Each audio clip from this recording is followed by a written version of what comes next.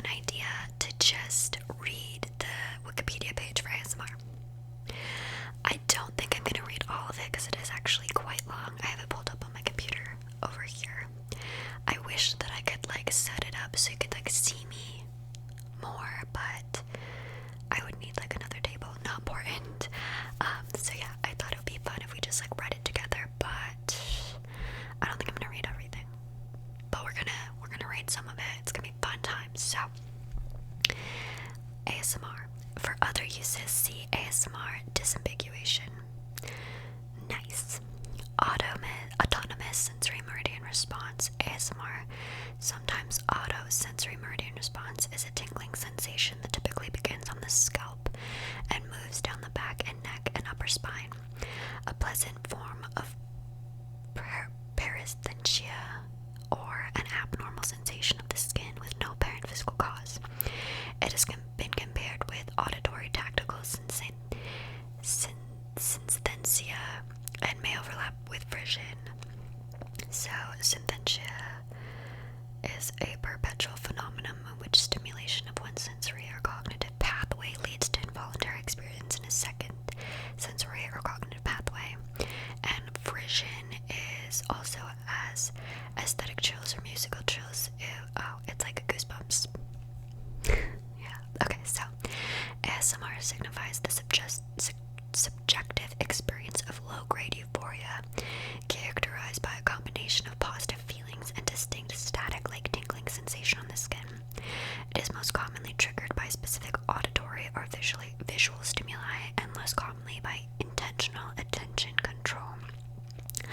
A genre of videos intended to induce ASMR has emerged, over 15 million of which have been published on YouTube by 2021. So the table of contents include name, sensation, triggers, susceptibility, background and history, media, reception, comparisons and associations with other phenomena in pop culture. See also and references. So I think we should read name next. This could be fun. Although many colloquial and formal terms used and proposed between 2007 and 2010 included reference to orgasm, a significant majority objected to its use among those activities in online discussion. Many differentiate between the euphoric, relaxing nature of ASMR and sexual arousal. However, the argument for sexual arousal persists, and some proponents have published videos characterized as ASMR erotica or ASMR erotica, which are deliberately designed to be sexually stimulating. Early proponents of ASMR concluded that the phenomenon was generally unrelated to sexual arousal. In 2010, Jennifer Allen, a participant in an online forum, proposed that the phenomenon be named Autonomous Sensory Meridian Response. Allen chose the words intending or assuming them to have the following specific meanings: autonomous, spontaneous, self-governing, governing with or without control; sensory, about the senses or sensation; meridians, signifying a peak, climax, or point of highest development; and response, referring to an experience triggered by something external or internal. Allen verified in a 2016 interview that she purposely selected those terms because they were more objective, comfortable, and clinical than alternative terms for the sensation. In that interview, Allen explained she selected the word meridian to replace the word orgasm, and said she had found a dictionary that defined meridian as a point or period of highest development, greatest purposity, or the like. I definitely personally prefer that because I don't experience ASMR in like a sexual way at all, and I feel like a large portion of the ASMR community don't, but there's like a you know what I mean. Okay. Up next we have sensation. The subjective experience, sensation, and perpetual phenomenon of ASMR is described by some of those susceptible to it as akin to a mild electrical current or the carbonated bubbles in a glass of champagne. The tingling sensation on the skin in general caused by paresthesia is referred to by ASMR enthusiasts as tingles when experienced along the scalp, neck, and back a static tingling sensation originating from the back of the head, then propagating to the neck, shoulder, arms, spine, and legs, which makes people feel relaxed and alert. Next, we have variance. Though little scientific research has been conducted into potential neurobiological correlations to the perceptual phenomenon, with a consequent dearth of data with which to explain its physical nature, personal commentary from forums, blogs, and video comments have been analyzed to describe the phenomenon. Analysis of this anecdotal evidence has supported the original consensus that ASMR is euphoric but non-sexual, and has divided those who experience ASMR into two broad categories of subjects. One category depends upon external triggers to experience the localized sensation and its associated feelings, with typical originations in the head, often reaching down the neck and sometimes the upper back. The other category can intentionally augment the sensation and feeling through attentional control, without a dependence upon external stimuli or triggers, in a manner compared by some subjects to experience of meditation. Okay, up next we have triggers. ASMR is usually precipitated by stimuli referred to as triggers. ASMR triggers, which are most commonly auditory and visual, may be encouraged. I can't read today. May be encountered through the interpersonal interactions of daily life. Additionally, ASMR is often triggered by exposure to specific audio and video. Such media may be specially made with the specific purpose of triggering ASMR, or created for other purposes and later discovered to be effective as a trigger of the experience. Stimuli that can trigger ASMR as reported by those who experience it include the following: listening to a softly spoken or whispering voice, listening to quiet, repetitive sounds resulting from someone engaging in a mundane task such as turning the pages of a book, watching someone attentively execute a mundane task such as preparing food, receiving personal attention, example, grooming, makeup application, hair brushing, etc., initiating the stimulus through conscious manipulation without the need for external video or audio triggers, listening to tapping, typically nails, onto surfaces such as plastic, wood, paper, metal, etc., hand movements, especially onto one's face, listening to certain types of music, listening to a person blow or exhale into a microphone, and listening to crinkly items such as paper, clothes, etc. A 2017 study of 130 survey respondents found that lower-pitched, complex sounds and slow-paced, detail-focused videos are especially effective triggers. Whispering. Psychologists Nick Davis and Emma Barrett discovered that whispering was an effective trigger for 75% of the 475 subjects who took part in an experiment to investigate the nature of ASMR. This statistic is reflected in the popularity of intentional ASMR videos that comprise someone speaking in a whispered voice. Auditory. Many of those who experience ASMR report that nonverbal ambient noises preferred through human activities are also effective triggers of ASMR. Examples of such noises include finger scratching or tapping a surface, brushing hair, hands rubbing together or manipulating fabric, the crushing of eggshells, the crinkling and crumpling of a flexible material such as paper or writing. Many YouTube videos that are intended to trigger ASMR responses feature a single person performing these actions and the sounds that result. Personal attention roleplay. In addition to the effectiveness of specific auditory stimuli, many subjects report that ASMR is triggered by the receipt of tender personal attention, often comprising combined physical touch and vocal expression, such as when having their hair cut, nails painted, ears cleaned, or back massaged. While the service provided speaks quietly to the recipient. Furthermore, many of those who've experienced ASMR during these and other comparable encounters with a service provider report that watching an ASMR artist simulate the provision of such personal attention, acting directly to the camera as the viewer or the recipient of a simulated service is sufficient to trigger it. Up next, clinical role play. Among the category of intentional ASMR videos that simulate the provision of personal attention is a subcategory wherein the ASMR artist is specifically depicted providing clinical or medical services, including routine general medical examinations. The creators of these videos make no claims to the reality of what is depicted, and the viewer is intended to be aware that they are watching and listening into a simulation performed by an artist.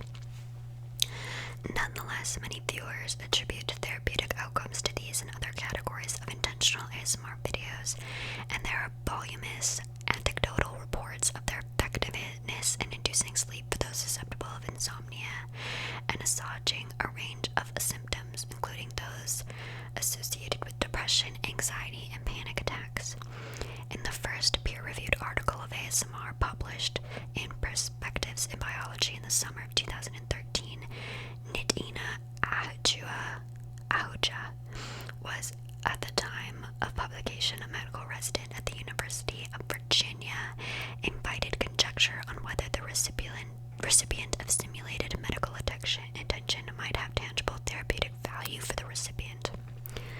Comparing the purported positive outcome of clinical role-play ASMR videos with the themes of the novel Love in the Ruins by author and physician Walker Percy, published in 1971. The story follows Tom Moore, a psychiatrist living in a dystopian future who develops a device called the ontological lapsometer that, when traced across the scalp of a patient, detects neurochemical correlation to a range of disturbances. In the course of the novel, Moore admits that the mere application of his device to a patient's body results in the partial relief of symptoms. Ajua, alleges that through the character of Tom Moore, as depicted in The Love of the Ruins, Percy displays an initiative understanding of the diagnostic act as a form of therapy unto itself. Ajua asks whether similarly the receipt of simulated personal clinical attention by an actor in an ASMR video might afford the listener and viewer some relief. Then we have tactile. In addition to audio and video and visual stimuli, ASMR may be caused by light touches and brushing against the skin, such as effleurage, and it's a French word meaning to skim or to touch lightly on, is a series of massage strokes used in Swedish massage to warm up the muscles before deep tissue work using petrissage. Oh, I get it. Effleurage massage. Okay. Up next, we have the category of susceptibility. Those experiencing ASMR often have higher Big Five personality trait scores in openness to experience and neuroticism, but lower conscientiousness, extroversion, and agreeableness. ASMR intensity is correlated with openness to experience and neuroticism traits.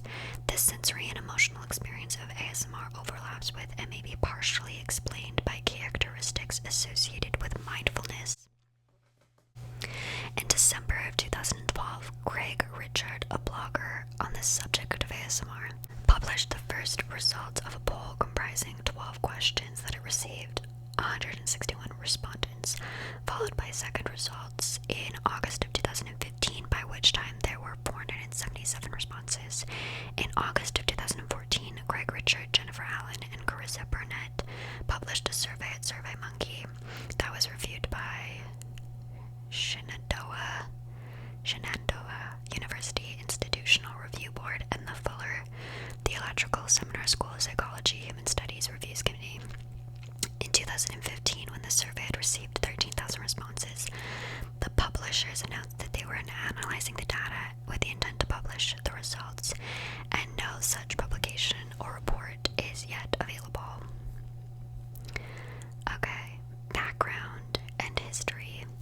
The contemporary history of ASMR began on the 19th of October in 2007 on a discussion forum for health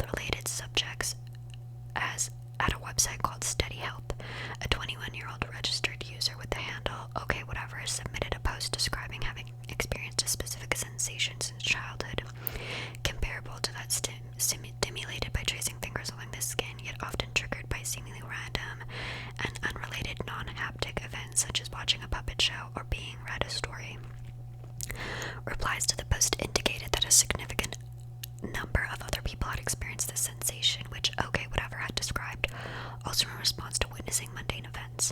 The interchanges precipitated the formation of a number of web-based locations intended to facilitate further discussion and analysis of the phenomenon, for which there was plentiful anecdotal accounts, yet no consensus agreed name or any scientific data or explanation. Early history and background. Austrian writer Clemens J. Setz suggested that a passage from the novel Miss Dalloway, authored by Virginia Woolf and published in 2025, my bad, describes something distinctively comparable.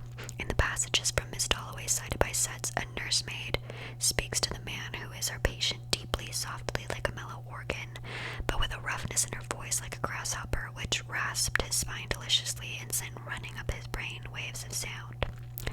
According to Setz, this citation generally alludes to the effectiveness of the human voice, and softer whispered vocal sounds specifically as a trigger of ASMR for many of those who experience it, as demonstrated by responsive comments posted on YouTube videos that depict someone speaking softly or whispering, typically directly to the camera. Not Virginia Woolf having ASMR. That's iconic. Okay, up next we have evolutionary. There are no known sources for any evolutionary origins for ASMR, since it is yet to be identified as having biological correlations. Even so, a significant majority of descriptions of ASMR by those who experience it compare the sensation to that precipitated by a recipient of tender physical touch, providing examples such as having their hair cut or combed. This has led to conjecture that ASMR might be related to the act of grooming. For example, David Huron, professor in the School of Music at Ohio State University, states, the ASMR effect is clearly strongly related to the perception of non-threat and altruistic attention, and has a strong similarity to physical grooming in primates who derive enormous pleasure, bordering on euphoria, when being groomed by a grooming partner, not to get clean, but rather to bond with each other. Imaging subjects' brains with fMRI as they reported experiencing ASMR tingles suggests support for this hypothesis, because brain areas such as the medial prefrontal cortex associated with social behaviors, including grooming, and the secondary sensory cortex associated with the sensation of touch, were activated more strongly during tingle periods than control periods. Okay, I guess we're all apes. But when it all comes down to it, we're all just bare butts in the shower at the end of the day. Okay, up next we have media, and we have videos. The most popular source of stimuli reported by subjects to be effective in triggering ASMR is video. Videos reported being effective in triggering ASMR generally fall into two categories: intentional and unintentional. Intentional media is created by those known as ASMR artists to trigger ASMR in viewers and listeners. Unintentional media is that made for other reasons, often before attention was drawn to the phenomenon in 2007, but which some subjects discovered to be effective in triggering ASMR. Examples of unintentional media include British author Joe Butler and American painter Bob Ross. In Ross's episodes of his television series The Joy of Painting, both broadcast and on YouTube, his soft, gentle speaking mannerisms and the sound of his painting and his tools trigger the effect in some viewers. The work of stop-motion filmmaker PES is also often noted. I should check that out. That looks cool. Okay. Then we have binaural recording. Some ASMR video creators use binaural recording techniques to simulate the acoustics of a three-dimensional environment, reported to elicit in viewers and listeners to the experience of being in proximity to actor and vocalist. Binaural recordings are usually made using two microphones, just like stereo recordings. However, in binaural recordings, the two microphones tend to be more specifically designed to mimic ears on humans. In many cases, microphones are separated the same distance as ears on humans, and microphones are surrounded by ear-shaped cups to get similar reverb as the human ear. Viewing and hearing such ASMR videos that comprise ambient sound and captured through binaural recording has been compared to the reported effect of listening to binaural beats words, which are also alleged to precipitate pleasurable sensations and the subjective experience of calm and equanimity. I don't know what that means. Okay. Binaural recordings are made specifically to be heard through headphones rather than loudspeakers. When listening to sound through loudspeakers, the left and right ear can both hear the sound coming from both speakers. In contrast, when listening to sound through loudspeakers, the left and right ear can both hear the sound coming from the speakers. In contrast, when listening to sound through headphones, the sound from the left earpiece is audible only to the left ear, and the sound from the right earpiece is audible only to the right ear.